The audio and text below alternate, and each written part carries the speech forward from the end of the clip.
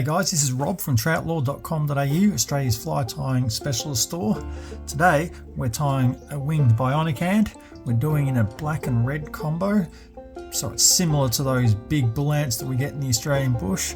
We're calling it the Australian bush bionic ant. So let's get started.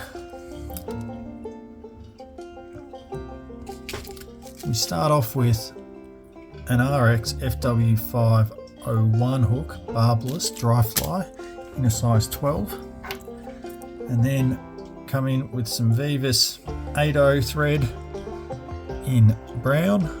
You can use any colour here really, you're not going to see the thread.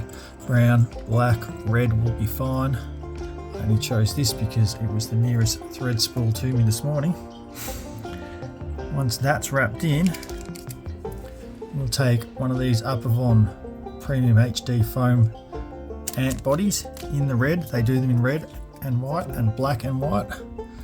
And then placing that over the hook shank, we just want the white to be sticking out just past the hook eye.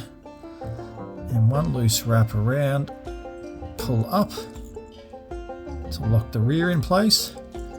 Bring our thread forward, one loose wrap around and pull up to lock that in place. Then we'll start wrapping back and binding down onto that body, making sure that we've got it fairly thin because we've got a few other materials to get on there. And straightening up the tops of the ant body, we'll then come in and trim out the rear. It's going to be easy to do it now than later. Okay, we're going to come in with some fine round rubber legs from Hareline. Just take one of those legs, fold it over,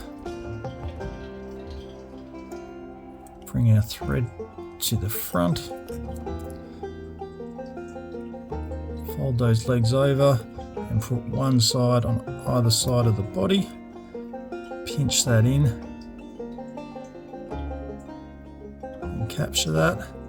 And we're going to pull a little extra out for a bit more length. That looks about right. Then making sure we've got one leg on either side of the body, we'll just run our thread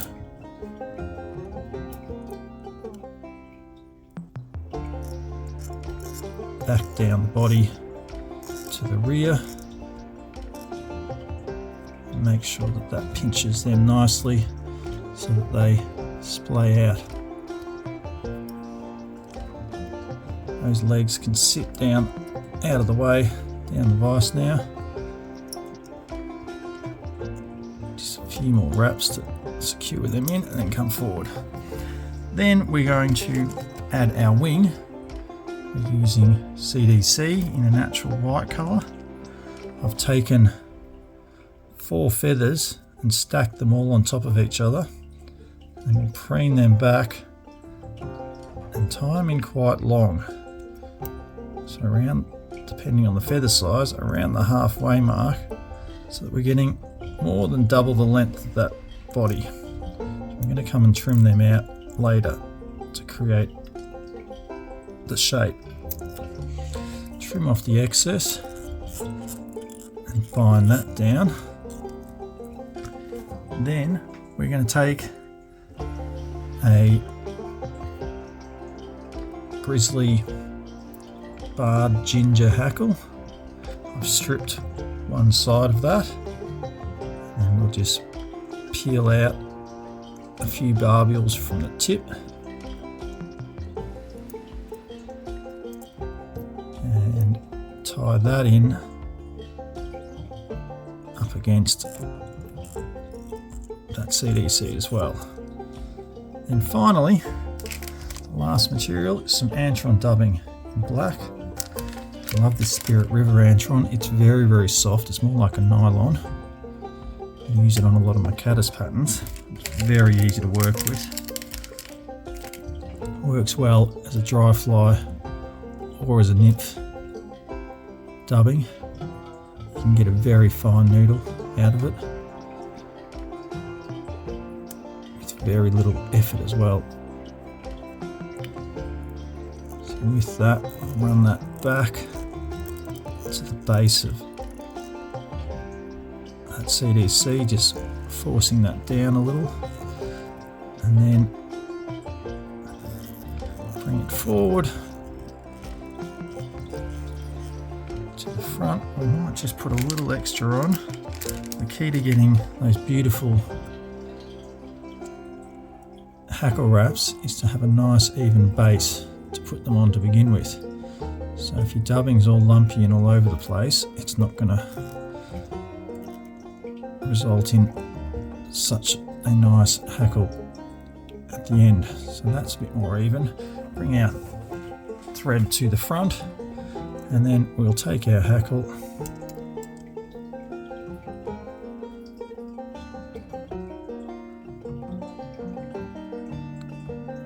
just align that properly, so we're wrapping onto the bare side of the feather, and then the touching wraps, we're just going to bring that up the body.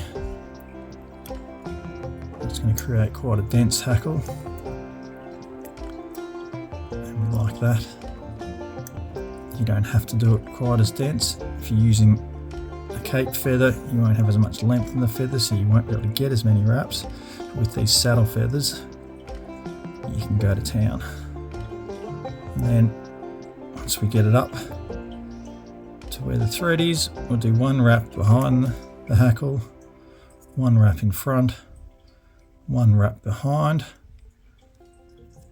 tuck those legs out of the way and put a wrap around the hook eye. That will secure the thread in place there. And then we'll also come in and pop a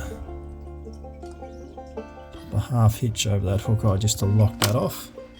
We can now trim out that hackle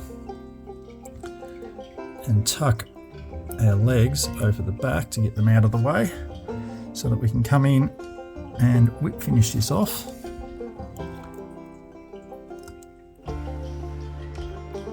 Just working the thread around the foam, the legs and the hackle, so that you're just capturing the hook eye on that whip finish. 3 or 4 turns, and then do a second whip finish, 3 or 4 turns, lock that in place and trim that off. That's not going anywhere. Now we can bring those legs back over the front again, and do all the cleaning up. So front legs, trim them together, rear legs, trim them together,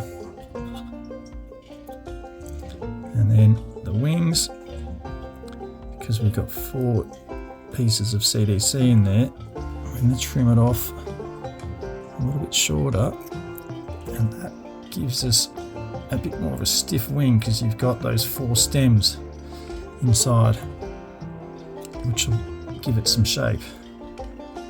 And it's just a matter of aligning these legs so they sit right. Give them a bit of a wiggle. Same goes for the foam and the legs. And finally, we're going to come in using our thumb as a guide and trim out the bottom hackle there, just so it sits lower in the film. You're not really going to have to worry about losing the hackle. For buoyancy with foam, CDC and hackle on this guy, there's no problem with it floating whatsoever. There we go. And there you can see our Australian bush Bionic Ant. That little post at the front acts as a sider. If you're not seeing that, you're seeing the CDC. The fish from below are seeing that black and red with the little legs. It floats like cork, well, it floats like foam actually, catches fish, and it's a fun little one to tie. So as usual, all the materials are available from the Troutlore fly tying store. I will put the materials links down there in the description. If you liked the video, please press the thumbs up button. Subscribe to the channel if you want to see more. And as always, thank you for watching and happy tying.